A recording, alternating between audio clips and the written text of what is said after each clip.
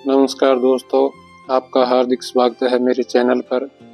आज की वीडियो में प्रस्तुत है एक पौराणिक कहानी, भगवान शिव की महिमा। एक समय की बात है, नारद मुनि को शिव जी की महिमा के बारे में गहन जिज्ञासा हुई। वह सोचने लगे, शिव जी को महादेव क्यों कहा जाता है?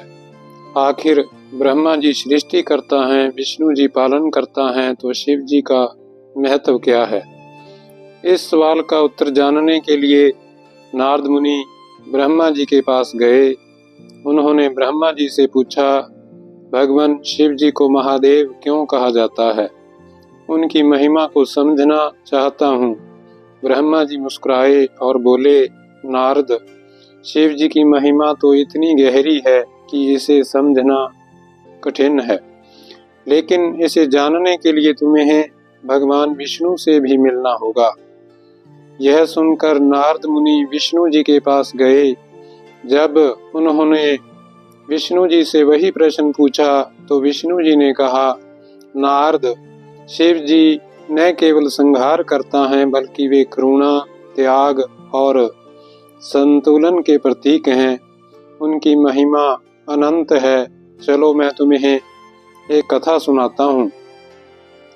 विष्णु जी ने कथा शुरू की। उन्होंने बताया, एक समय दानवों ने देवताओं पर भारी अत्याचार शुरू कर दिया था। देवता उनसे हारने लगे। घबराए हुए सभी देवता शिव जी की शरण में गए।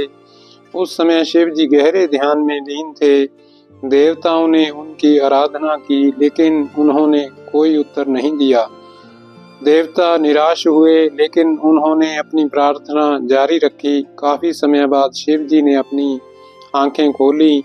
उन्होंने देवताओं की स्थिति को समझा और बिना कुछ कहे अपना त्रिशूल उठाया। इसके बाद शिव जी ने अकेले ही सभी दानवों का संहार कर दिया और सृष्टि का संतुलन फिर से स्थापित कर दिया। नारद मुनि यह सुनकर भावुक हो गए। उन्होंने पूछा, प्रभु, शिव जी की शक्ति तो अद्वितीय है, लेकिन उनकी महिमा क्या केवल उनके बल में है? विष्णु जी मुस्कुराए और बोले, नहीं नारद, शिव जी की महिमा उनकी करुणा और उनकी सरलता में है। वे केवल उन्हीं की रक्षा नहीं करते जो उनकी पूजा करते हैं, बल्कि वे हर जीव के लिए समभाव रखते हैं। यही कारण है कि उन्हें भोलेनाथ कहा जाता है। वे सच्चे मन से किए गए हर आह्वान का उत्तर देते हैं। फिर विष्णु जी ने एक और कथा सुनाई। उन्होंने कहा, एक बार एक भक्त ने सच्चे मन से शिवलिंग की पूजा की। उसके पास कोई साधन नहीं थे, तो उसने बेलपत्र और जल से शिव जी की आराधना की।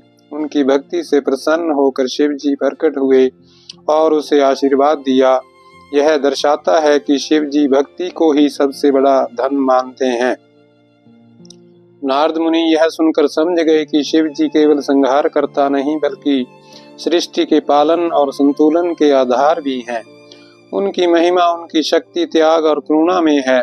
उन्होंने अपने हाथ जोड़ते हुए कहा, जय महादेव, अब मैं आपकी महिमा को समझ सका। यह कथा हमें सिखाती है कि शिव जी केवल शक्ति के प्रतीक नहीं, बल्कि भक्ति, त्याग और करुणा के साकार रूप में हैं। उनकी महिमा अनंत है और अपरंपार है। दोस्तों, वीडियो अगर अच्छी लगी है तो लाइक, शेयर और सब्सक्राइब अवश्य करें। Thank you. Her her Mahadev.